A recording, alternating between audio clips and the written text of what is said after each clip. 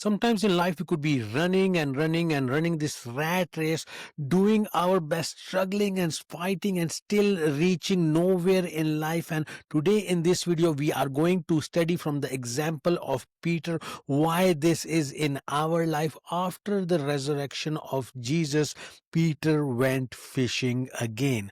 Brothers and sisters, Jesus had called Peter to be fishers of men, to follow him. Yet, after the death of Jesus, because he did not understand the circumstances, because he did not expect the Messiah to die, and in his misunderstanding, he said to the disciples, "Look, I'm going fishing," and the disciples said, "I'm coming with you."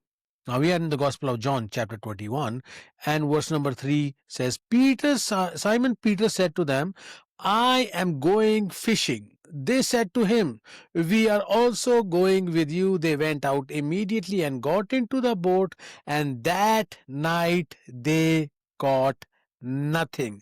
That night they caught nothing. Now I call this our situation of running a mundane or monotonous or reaching nowhere life. When we do not follow or we do not understand the will of God for our lives, when we do not understand what the Lord wants us to do in our life, and we are, running after money or fame or power or whatever our human desires are, and this human desire was to catch some fish because that was his provision, that was his bread and butter. And if we are only running after bread and butter, only running after money, life will feel that way, because you and me, brothers and sisters, are created to do something else in life, to fulfill the will of God in our lives. And if we are not doing that, life will feel that way. Now, all night they have been fishing, and yet they caught nothing. Now, if we continue to read in John chapter 21 and verse 4, and when the morning had now come, Jesus stood on the shore. Brothers and sisters, the good news is Jesus, in our monotonous, in our mundane, in our boring, in our, going nowhere life, in our life where we feel stuck in life, we just have to look up, and the morning is coming, and Jesus is standing on the shore, and he has some direction for us in our lives. Brothers and sisters, I believe if we are able to see Jesus in our life, because you see, Jesus is standing on the door and is knocking. Revelation chapter 3 and verse 20 says, "I stand at the door and knock, and whoever opens, I will come in and sup with him." And Jesus here wants to sup with them, wants to have a meal with them, and wants to have a breakfast with them. And Jesus has already cooked a meal for them. When Jesus says, "I want to come in and have a meal with you," you are not going to cook. Jesus is going to cook the meal. He's going to prepare everything, brothers and sisters. And you know what Jesus says in verse 4? Jesus stood on the shore, yet the disciples did not know it was Jesus. And many times Jesus comes to us and we do not know that this is the Lord speaking, and we have to be able to have that ears that will be able to discern the voice of God in our life. And then Jesus said to them in verse 5, "Children, have you any food?" And they answered, "No." He said to them, "Cast the net on the right side of the boat, and you will find some." So they cast, and now they were not able to draw in it because of the multitude of fish.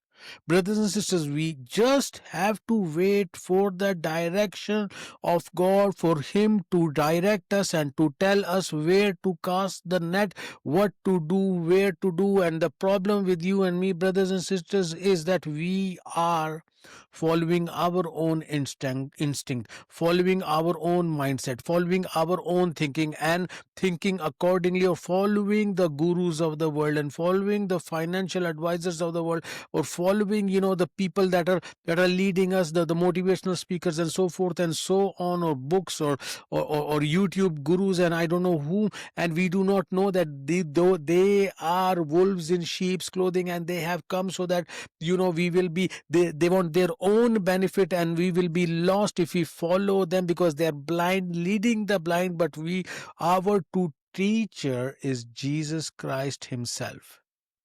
When Jesus leads us, brothers and sisters, when he tells us things to do, and he's telling them to cast the net on the other side, on the right hand side, when they have been fishing all night, and what Jesus is going to tell us is might not make sense. What Jesus is going to tell us to do, it might seem nonsensical, and yet what Jesus says, that is what we have to follow. And many a times what Jesus will be telling us to do in our lives might not make sense, and we have to be able to discern the voice of Jesus.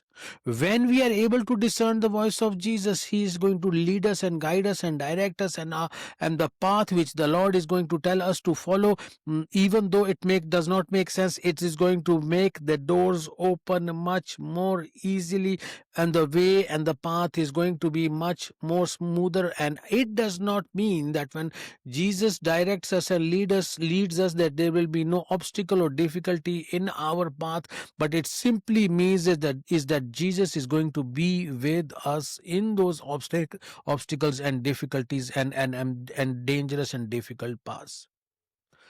We have to, in our life, if we are feeling stuck somewhere, if we are feeling that life is mundane, life is not progressing, it is, no matter how hard I work or no matter what I do, I might be fishing all night and might not be catching anything, or I might not be getting ahead in life, it is because we have not heard the voice of the Lord in our life. And if we will be able to hear the voice of the Lord in our life, like they heard the voice of Jesus, and if we will be able to follow that, there is abundance, there is progress, there is prosperity waiting on the other side of the instruction of Jesus. Not our running after the money, fame, and wealth, but following and doing what the Lord is calling us to do, to seek his kingdom first, and he will take care of the rest of the things. I hope, brothers and sisters, this thought has brought a blessing in your life, and if it has, do please bless me as well by simply liking this video, subscribing to the channel, so that together we can take the gospel to the utmost parts of the world. Brothers and sisters, you know how many fish they caught? 153. Now, what is the significance of this 153? That's what we are going to discuss in our very next video that is coming up just right now. God bless you.